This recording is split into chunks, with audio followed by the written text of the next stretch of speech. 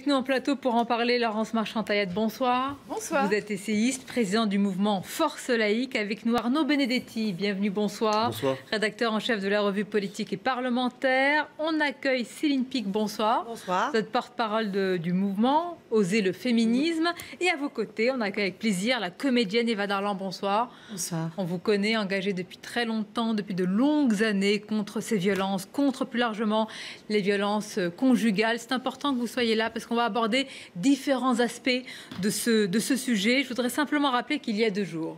Il y a 2 jours, en banlieue parisienne, une femme étranglée par son conjoint. 2 jours avant, une autre femme poignardée en présence de ses 4 enfants. Alors à ces 2 femmes correspondent 2 chiffres glaçants. Elles sont les 74e et 75e victimes de leur conjoint cette année. C'est important les chiffres. C'est implacable. C'est spectaculaire, c'est quand même quelque chose de renversant. L'année n'est pas terminée. Je pense qu'on devrait arriver aux alentours de 140 tranquillement. Hein. Donc c'est en augmentation. Oui. Voilà. Ce que je voudrais dire, c'est que quand même, tout ce barouf qu'on fait autour du Grenelle, je ne sais pas ce qui va en sortir. Je sais que c'est une annonce de plus. Je ne vois pas pourquoi ça ne commencerait pas mercredi au Conseil des ministres. Comment se fait-il qu'on attende 2 mois, c'est-à-dire 15 femmes qui vont encore mourir pendant ce temps-là, avant de bouger? Il y a des lois, il faut les faire appliquer, c'est tout. Elles sont là, les lois, elles sont bien. Vous pensez que tout dans notre arsenal judiciaire est déjà là? Mais bien sûr, les plaintes, c'est une obligation. Il faut absolument, obligatoirement prendre des plaintes. C'est la loi. Pourquoi les policiers ne prennent pas les plaintes? C'est la base de cette horreur, de cette hécatombe. Les policiers ne prennent pas, les femmes ne sont pas prises en charge, elles ne sont pas entendues, elles ne sont pas crues, elles ne sont pas écoutées, elles sont renvoyées à leur foyer. Or, normalement, c'est l'homme violent qui doit partir. Les bracelets électroniques existent, tout ça, tout est en place. Donc pourquoi ne pas l'appliquer ? Voilà, alors on fait de la com, on fait comme pour le 3919, on fait le 3919. Voilà, c'est encore pour moi, pas que pour moi. Hein. Si vous voyez un petit peu les réseaux, les associations, on craint quand même qu'il y ait beaucoup de battage pour pas grand-chose, parce qu'une fois que ce fameux Grenelle sera fait, il va falloir en tirer les conclusions. Donc tout ça, ça va nous amener à quoi? Décembre, février, mars. Et puis après, les appliquer. Ah ben mince, ça ne marche pas. Donc on en a pour encore 1 an à voir les femmes mourir. On va entrer dans tous les détails, c'est très important. Je voudrais simplement faire un tour de table. Est-ce que vous partagez déjà le diagnostic, j'allais dire, en tous les cas, l'analyse d'Eva Darlan qui nous dit, peu importe le mot, c'est vrai que Grenelle de l'environnement, que cette priorité affichée par l'exécutif, elle ne va pas faire avancer les choses? Moi, j'aimerais rappeler qu'on est en juin 2019, 2 ans après le début de la grande cause du quinquennat. Et depuis le début, les associations féministes, les associations de terrain qui accompagnent les femmes victimes de violences disent une chose qui est extrêmement simple, c'est qu'il faut effectivement appliquer la loi. Et pour appliquer la loi, il nous faut un budget. Et aujourd'hui, on n'a pas de budget dédié pour cette grande cause. Donc on arrive un peu au bout de l'opération de communication qu'on nous sert depuis 2 ans. Et là, maintenant, en fait, il y a une colère. Il y a une colère qui grandit parce qu'en fait, on sait nommer les violences. On sait que c'est des féminicides. Ce ne sont pas des faits divers. Ce ne sont pas des crimes passionnels. Ce sont des meurtres sexistes parce que ce sont des femmes à l'intérieur de violences intraconjugales. Et que maintenant, ça suffit la communication et on veut vraiment des actes et des mesures concrètes et un réel travail interministériel qui se mette en place avant même le 3 septembre. Effectivement, je rejoins complètement Eva Darlan là-dessus. Et le collectif emmené par la Fondation des femmes et les familles de victimes de féminicides, dont Oser le féminisme fait partie, est tout à fait sur cette ligne, sur le fait qu'il faut absolument qu'on ait aujourd'hui de l'action, c'est-à-dire qu'on ne se satisfera pas de simples annonces et on voit bien que les ordonnances de protection aujourd'hui sont largement sous-employées, par exemple, par l'arsenal judiciaire. Et je retiens, parce que les mots sont importants, évidemment, il faut nommer les choses. Féminicide, on va s'arrêter sur cela, parce que c'est vrai que cela s'est imposé dans le langage, j'allais dire, courant ces derniers temps, il n'y a pas si longtemps, et on verra que dans le code pénal, ce n'est pas encore le cas. Arnaud Benedetti, je vous voyais réagir tout tout à l'heure ce que disait Eva. Non, mais l'arsenal judiciaire existe, c'est un fait. Il suffit, je veux dire, de l'appliquer en l'occurrence. Il suffit. Mais il suffit. En tout cas, il existe et on peut aujourd'hui prendre un certain nombre de mesures qui permettraient d'anticiper et d'éviter ce type de drame. Ce qu'il y a de fondamentalement nouveau quand même, c'est vrai que le Grenelle, c'est un mot générique qui aujourd'hui est un mot qui finalement évoque une action de communication plus qu'une action de fond, et c'est bien le problème. Mais ce qui est, à mon avis, ce qui est différent, c'est qu'aujourd'hui, on connaît les chiffres. Déjà, ça, c'est une première. On connaît les chiffres, et les chiffres, forcément, je veux dire, à un moment donné, ça frappe. Ça finit par interpeller. L'autre aspect, et c'est à mon avis l'aspect essentiel, c'est que ça devient un problème politique. Et ça, c'est positif. C'est qu'il y a une politisation d'un enjeu qui était considéré jusqu'à maintenant comme un seul fait divers. Or, c'est un problème politique et il faut bien évidemment que le politique s'en saisisse et prenne les mesures qui s'imposent. Donc, de ce point de vue-là, l'action, même si c'est une action de communication, elle a, en dépit de tout, un effet positif parce qu'elle interpelle l'opinion publique et donc elle montre que les pouvoirs publics doivent agir malgré l'arsenal judiciaire qui, en soi, est insuffisant puisque, malheureusement, on le voit bien, les crimes continuent à se perpétrer. C'est l'opinion publique qui a interpellé les pouvoirs. Bien sûr. Hein. Oui, mais bien sûr. Mais la politisation passe toujours comme ça, par une interpellation de l'opinion publique par des collectifs. Quand vous dites l'opinion publique, c'est-à-dire, j'allais dire nous tous, et en particulier certaines personnalités, on va l'écouter. Elle était samedi dans cette mobilisation Place de la République, Muriel Robin, et ça m'a interpellée parce qu'elle s'est exprimée, elle s'est adressée directement au président de la République. Et vous me direz, en quoi un seul homme, si je puis dire, si c'était une femme, mais un seul homme peut faire quelque chose sur ces sujets-là. Je vais vous le dire avant, mais je vous le dirai après. Allez, à tout de suite, on l'écoute d'abord.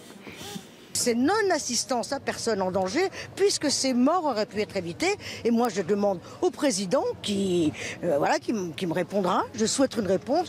Combien coûte la vie d'une femme aujourd'hui en France? Et je veux une réponse, je veux un prix.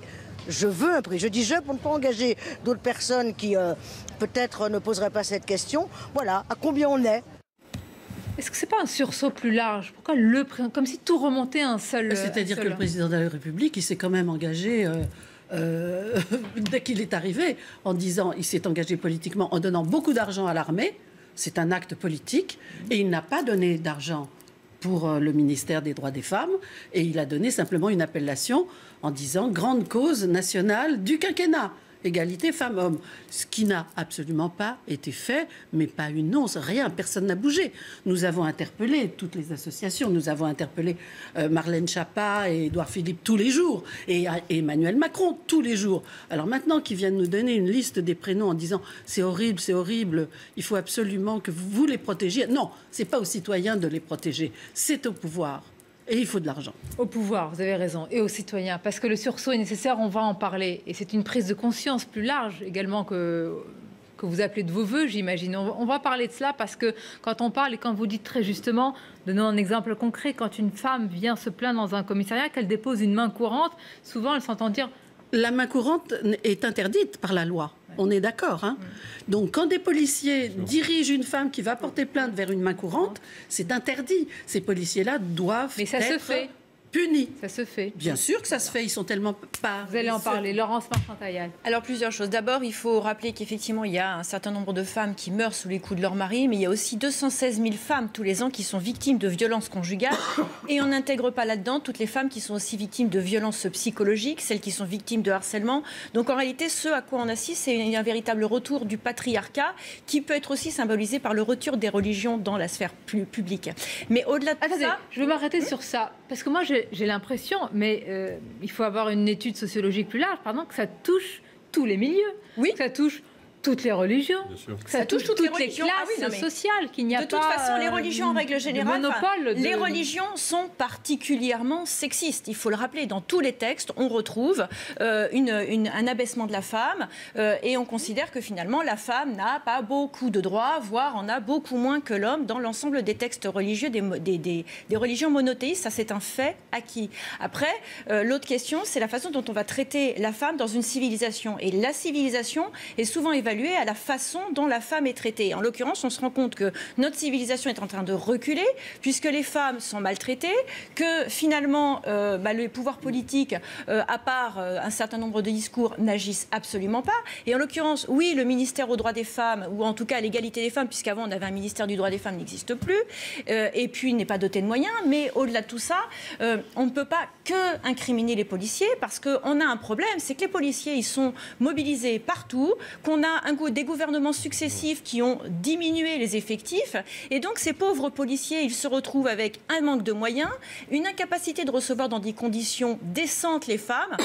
Récemment, j'ai eu le témoignage d'une femme qui a dû témoigner de viol conjugal au guichet en arrivant au commissariat. Comment vous voulez être dans de bonnes conditions pour être accueilli et pour témoigner dans ces conditions-là? Donc il faut qu'il y ait des cellules psychologiques, il faut qu'il y ait des personnes qui soient formées, il faut que ces femmes puissent se sentir en confiance. Donc en réalité, les moyens en termes de ministère de l'Intérieur ne sont pas donnés non plus, et il faut aussi des effectifs pour tout ça. Donc une fois de plus, on retombe sur le même problème, c'est que l'ensemble des soucis qu'on rencontre, ou plutôt des graves problèmes qu'on rencontre, sont dus à ces manques de moyens au niveau du ministère de l'Intérieur et de la Justice aussi. Parce que je rappelle que le ministère de la Justice, depuis 2 ans, n'a publié aucun chiffre. Je vais vous faire réagir, mais Laurence Marchand-Draillat ne dit pas autre chose que ce qu'a dit ce matin sur notre antenne la garde des Sceaux. On l'écoute. Nous ne sommes pas assez efficaces. C'est ça qui me frappe. Et pourquoi beaucoup. Je pense que nous n'avons pas suffisamment encore fait un retour d'expérience sur ce qui peut se passer quand un féminicide a lieu pour voir là où sont les défaillances. Je crois que chaque acteur reste dans son couloir, si je puis dire, et ne parle pas à ce qui arrive en amont ou en aval, ou ne parle pas suffisamment. Chaque acteur, parce que la chaîne est longue, qu'il s'agisse du policier, du procureur, du juge aux affaires familiales, du voisin. Je pense que chacun reste dans son couloir et que la chaîne ne se construit pas avec suffisamment de fermeté. Céline Picquet a raison. Alors, il y a plusieurs choses qui sont dites.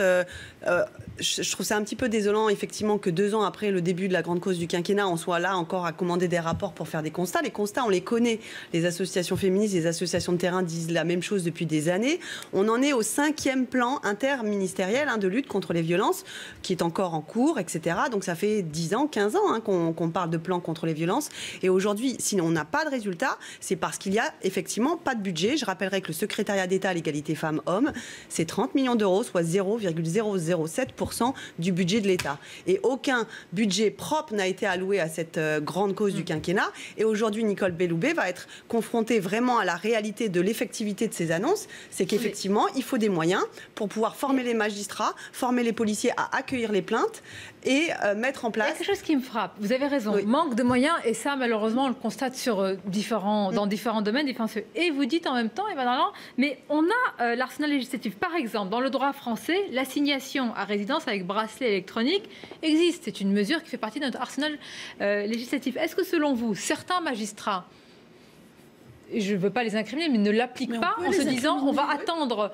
Non, mais on peut les incriminer. Non, parce que ce serait... Ils ne ne pas font parler pas des leur magistrats de travail. manière générale, Eva Darlan. Mais on ne peut pas dire non plus qu'ils font leur travail. Certains ne font pas ce travail-là. Mais pourquoi? Est-ce qu'ils estiment qu'ils doivent attendre, par exemple, le jugement, le procès, le jugement définitif? Je pense que ça donne une surcharge de travail et que, après tout, c'est pas grave, c'est des femmes, quoi. Je pense que... Oui, je pense que le sexisme ne s'arrête pas à la porte des commissariats, il ne s'arrête pas aux portes de la justice. Et je pense qu'il y a encore aujourd'hui dans notre société une banalisation de ces violences. Et on va très souvent, on entend les récits de femmes, on vous raconte que on leur a dit que c'était une dispute, que les torts étaient partagés, et puis souvent des fois les femmes retirent leurs plaintes aussi parce qu'elles sont sous l'emprise, sous la terreur. Et si on n'a pas de formation claire, et ça coûte de l'argent effectivement pour les policiers, pour les magistrats, pour comprendre les phénomènes d'emprise et de terreur que sont développés par le mari ou le conjoint ou l'ex-conjoint violent pour pouvoir détecter la violence et pour pouvoir agir et d'évaluer la dangerosité de ces conjoints violents, on n'y arrivera pas. Et c'est pour ça que la formation de tous les professionnels, comme ça, ce qui a été fait en Espagne, et là, en Espagne... Alors, en Espagne, écoutez, je voudrais en parler parce que j'ai vu un reportage édifiant sur l'Espagne où il y a des tribunaux, alors on ne va pas dire des tribunaux d'exception, c'est pas du tout ça, mais des tribunaux qui sont spécialisés spécialisée pour écouter justement ces victimes qui se tiennent très rapidement, qui ont une véritable connaissance mécanique de ces violences conjugales. Et c'est frappant, parce qu'il faut quand même des moyens. C'est frappant, c'est le mot, oui. Oui, pardonnez-moi, non, il est malvenu, mais c'est édifiant dans le sens où il faut quand même des moyens. Pour cela, voilà un pays... Ils ont mis 1 milliard sur la table. 1 milliard sur la table. 1 milliard. Nous sommes allés voir, Muriel Robin, Karine Plassard et moi, nous sommes allés voir Édouard Philippe et Marlène Schiappa pour leur demander 1 milliard. Bien évidemment, ils ne nous ont même pas répondu à ce niveau-là. Mais Édouard Philippe nous a servi une soupe disant qu'il était très étonné que ça arrive, que ça existe. Il n'était pas au courant, il était stupéfait. Et Marlène Schiappa a dit moi, je donne de l'argent, j'ai donné 120 000 euros au 39-19. Oui, mais on demande 1 milliard. Et on va diminuer de moitié ou de 3/4 les féminicides. Évidemment que c'est une priorité. Évidemment qu'on ne peut pas laisser Comment on laisse la moitié de la population on ne peut pas souffrir comme ça? Mais je veux dire, 1 milliard sur la table, je veux dire, ça concerne quand même une femme sur 3. Dans sa vie, une femme sur 3 sera donc c'est une question de priorité. Donc c'est une priorité. Oui, évident. C'est pas quelque chose qu'on peut passer. Il s'agit de mort. Voilà, et on ne peut pas passer à côté de ça. Et moi, je veux signaler quand même que la loi n'est pas si bien faite que ça, parce qu'en l'occurrence, on dit que les hommes peuvent être éloignés du domicile et que maintenant, les femmes peuvent rester chez elles. C'est faux. C'est complètement faux, parce que dans les faits, un certain nombre d'hommes sont propriétaires du bail pour une raison X ou Y, ou propriétaires du logement, et on ne peut pas les sortir du logement. Et de ce fait, un certain nombre de femmes sont prises au piège parce qu'elles n'ont pas les moyens financiers, parce qu'elles ne sont pas entourées, parce qu'elles ne savent pas ce qu'elles peuvent faire aussi, et elles ne peuvent pas partir quand elles ont leurs enfants à charge dans un foyer et se retrouver dans une petite chambre, parce qu'en l'occurrence, ça devient extrêmement traumatisant aussi pour les enfants. Donc en réalité, la loi est très mal faite. Il faut trouver d'autres solutions. La loi est mal faite, l'arsenal judiciaire est malgré tout complet. Il y a une chaîne policière et judiciaire qui semble quand même, parfois pour certains, faire l'objet de certains manquements. S'il y a des dysfonctionnements administratifs, c'est qu'il y a des responsabilités administratives. Donc, en effet, s'il y a des responsabilités administratives, à un moment donné, il faut qu'elles soient susceptibles d'être sanctionnées. Ça, c'est une réalité de base. À partir du moment où les fonctionnaires se sentiront responsables dans l'exercice de leurs fonctions et dans la suite de leur carrière, peut-être que déjà, on commencera à inverser la tendance. Ça, c'est une première chose. Deuxième point qui me paraît important, quand même, sur la distance, c'est aussi l'éducation. Parce que, finalement, je crois que en la matière, c'est qu'il y a des politiques de prévention à mettre en œuvre. Et ça me paraît absolument essentiel, là aussi.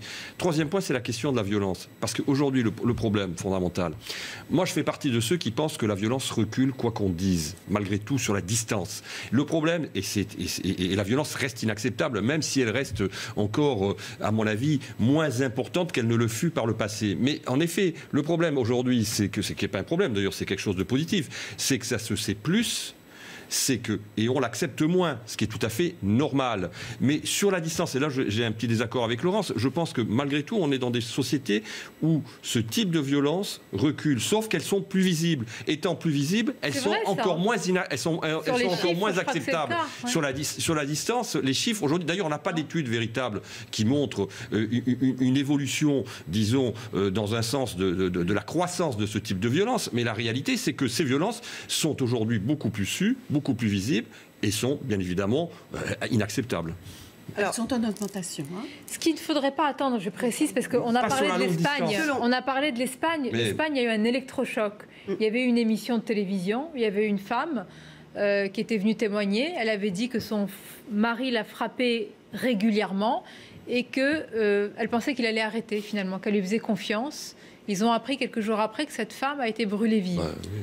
Le pays entier s'est mobilisé et il y a eu un électrochoc. Et il y a eu ces tribunaux, justement, qui ont été mis en place. Alors, évidemment, ce qui serait terrible, c'est d'en arriver là, mais il y a eu un passage par un électrochoc, un sursaut de toute une société qui a poussé les pouvoirs publics à agir. Et nous, on a une société qui encense des chanteurs comme Orelsan, par exemple, qui chantent des chansons dont le titre « Sale pute » finit par « Je vais t'avorter à l'Opinel ». Comment est-ce que notre société peut avancer quand on encense ce genre de personnage personnage qui devient un héros pour les jeunes générations qui, entre 15 et 25 ans, écoutent ces chansons et se les passent en boucle sur YouTube, plusieurs millions de vues. Pour vous, c'est un problème. Mais évidemment que c'est un problème. Alors, il y a deux choses. Je pense que je suis assez d'accord sur les enquêtes de victimologie, sur les 220 000 femmes qui sont battues. En fait, on a une stabilité, voire une augmentation, mais c'est surtout effectivement le nombre de femmes qui parlent. C'est ce qu'on nous dit depuis 2 ans avec MeToo. C'est les femmes, il faut que les femmes parlent, il faut que les femmes parlent. Et aujourd'hui, on est un peu au pied du mur, c'est que maintenant les femmes parlent. Le 39-19 a eu plus 10% d'appels sur cette année. Et derrière, il n'y a pas les moyens supplémentaires pour les associations, il n'y a pas l'arsenal policier et judiciaire pour les prendre en charge. Donc maintenant, le gouvernement va devoir agir et arrêter de communiquer les choses, mais je ne suis pas d'accord de dire qu'il y a, par rapport à ce que vous disiez, je rappellerai quand même les féminicides et les violences conjugales touchent tous les milieux et toutes les origines sociales. Et j'aimerais vraiment qu'on revienne quelques années en arrière sur la façon dont le meurtre de Marie Trintignant par Bertrand Cantat avait été traité par les médias. Il avait effectivement, et c'est pour ça qu'on a besoin de tribunaux spécialisés, je vais rebondir sur ce que vous disiez, c'est qu'il faut vraiment comprendre les phénomènes, ce qu'on appelle, ce que le CFCV, le collectif féministe contre le viol, appelle la stratégie de l'agresseur. Il y a des phénomènes d'emprise et de terreur qui sont mis en place par le conjoint violent, qui fait que c'est la femme victime de violence est isolée, et puis ensuite on joue au chaud et au froid, on l'aime, on la frappe, on l'aime, on la frappe, jusqu'à effectivement le féminicide et le meurtre de Marie Trintignant. À l'époque, on présentait ça comment? On présentait ça comme des disputes, une dispute qui a mal tourné, et puis on mettait toute la responsabilité aussi sur la victime. C'était assez hallucinant. Marie Trintignant, elle était difficile, elle était droguée, elle était alcoolique, enfin tout était de sa faute. Et Bertrand Cantat a joué à la victime en disant qu'il était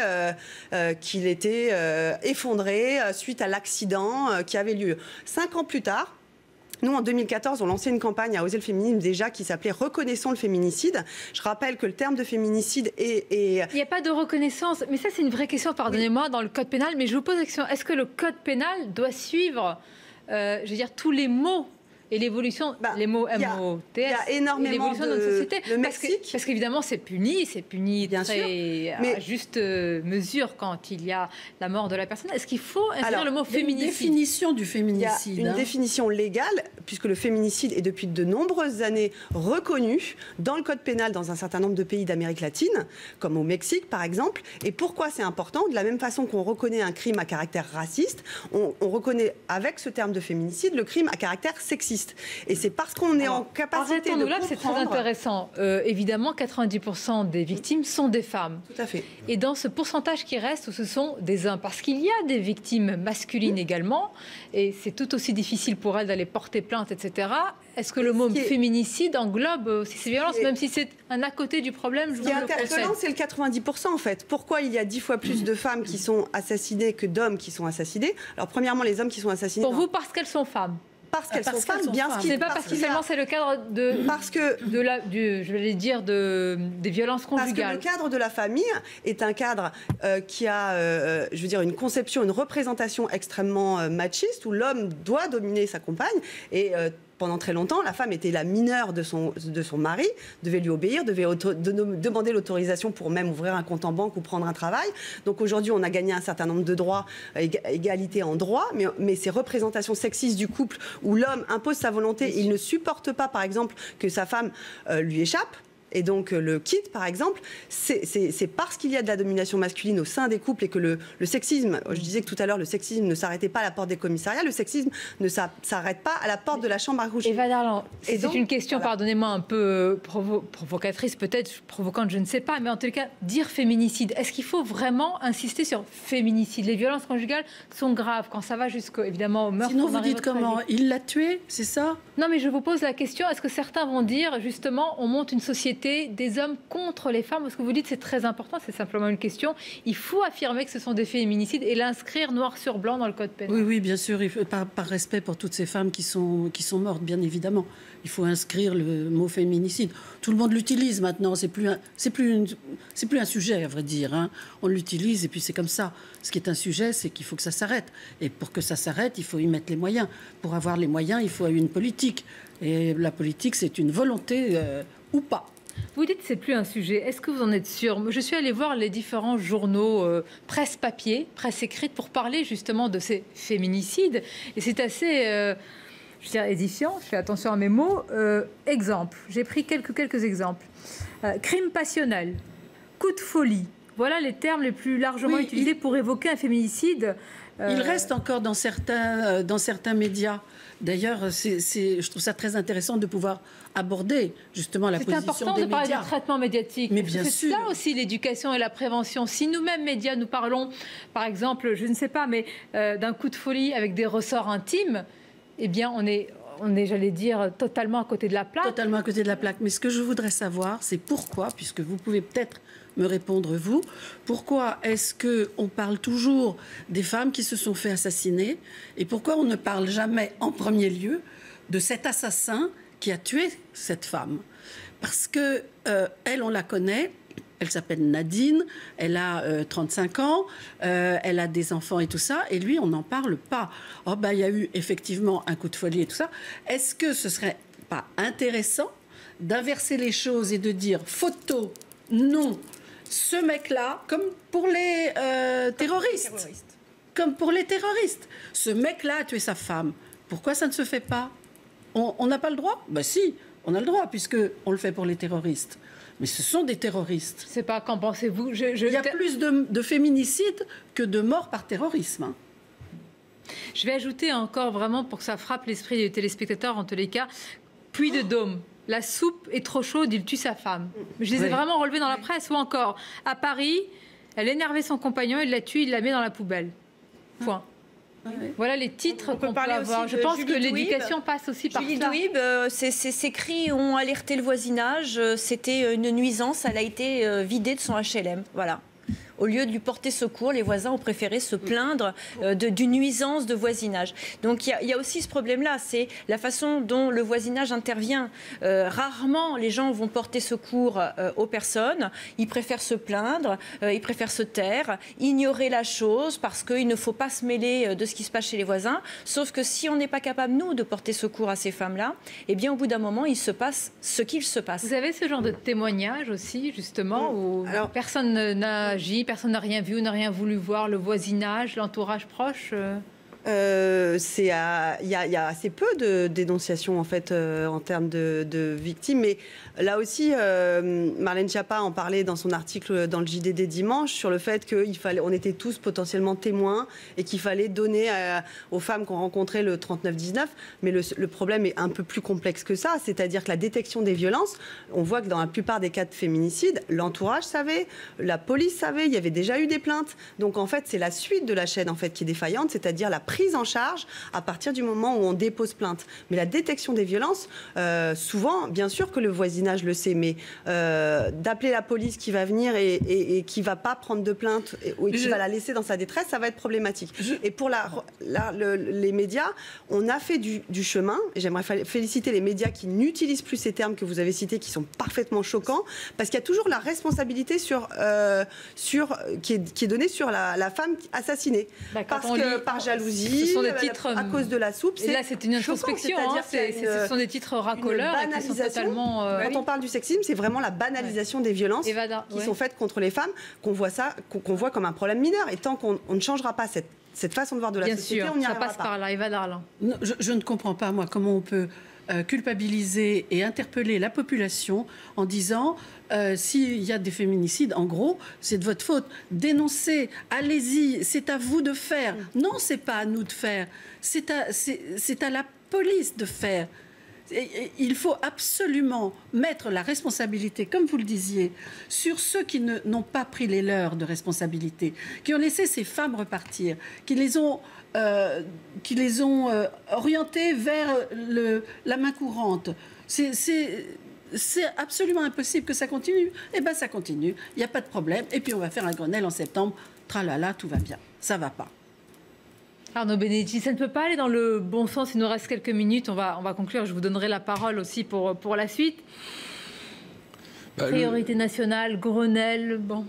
Oui, bon, parce Est-ce que de plan quinquennaux en plan quinquennaux, on va justement vers les mêmes mesures? On n'attend rien de révolutionnaire. On voit bien, encore une fois, que le politique est très souvent en retard par rapport aux réactions de la société et des collectifs de la société. Aujourd'hui, ce sont des collectifs, des associations, comme celle que vous présidez, qui mettent sur la scène publique l'enjeu politique que constituent ces violences.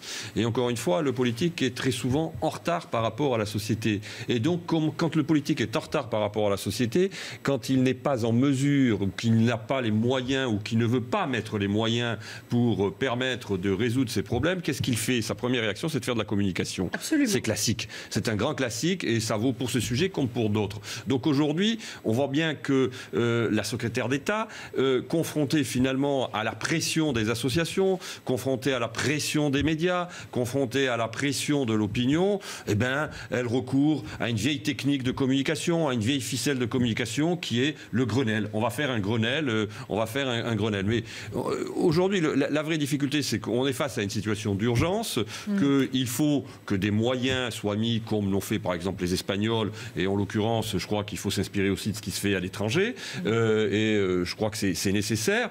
Et puis ensuite, il faut vraisemblablement, encore une fois, se poser la question, et moi je reviens là-dessus, de la responsabilité administrative qui doit être à un moment donné posée de ceux qui finalement ne font pas leur job. En l'occurrence, c'est vrai, aller demander de dénoncer, c'est extrêmement difficile parce que vous rentrez dans la sphère du privé, vous rentrez dans la sphère de l'intimité. C'est quand même quelque chose qui est difficile, même si vraisemblablement il faut le faire. Mais la responsabilité, elle relève finalement des services de police, elle relève de la justice en l'occurrence. Et on voit bien que quand il y a des trous dans la raquette, les trous dans la raquette, malheureusement, ils sont le fait de dysfonctionnements administratifs.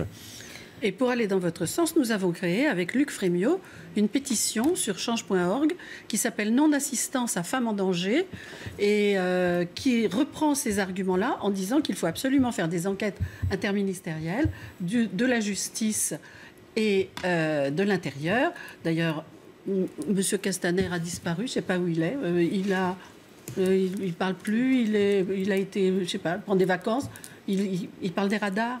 D'accord. Bon. Il ne sait absolument pas. Vous attendez évidemment qu'il y ait, si Grenelia, enfin si sursaut il y a, il faut évidemment qu'il y ait la police, l'intérieur avec la justice. Il faut que ces gens avec la tête... qui ont laissé des femmes se faire tuer alors qu'elles avaient porté plainte soient punis et sanctionnés. Un président qui publie un tweet ou une publication sur Facebook et qui donne comme solution le 3919, moi je trouve ça ahurissant. Incroyable. Clairement ahurissant. On attend quand même un peu plus de nos politiques. Je voudrais quand même donner une note positive. C'est que les femmes ont obtenu l'IVG, ont obtenu le droit de vote grâce aux hommes. Et bien là, aujourd'hui, on a un homme qui manifestement...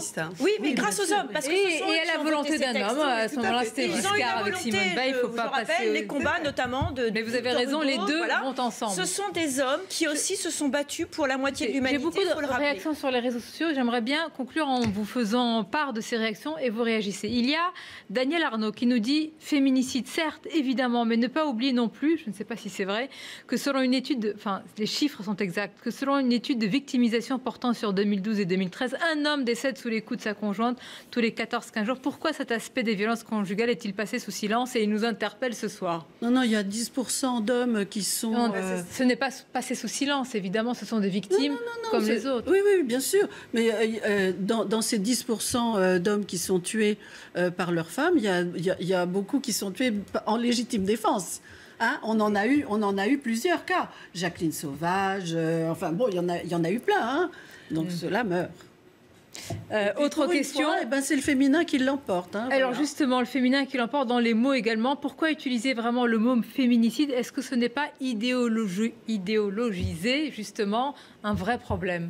Non, au contraire, c'est vraiment essayer de le comprendre et ce qui s'énonce clairement. Et il faut mettre des mots justes pour comprendre de quoi on parle. Et effectivement, ce sont des crimes sexistes habités par vraiment un système de représentation de la domination masculine au sein du couple qui fait qu'effectivement, c'est un homme tous les 15 jours quand c'est un homme tous les 2 jours et demi pour une femme, c'est-à-dire un rapport de 1 pour 10. Et donc, effectivement, c'est un problème de sexisme et de misogynie dans notre société.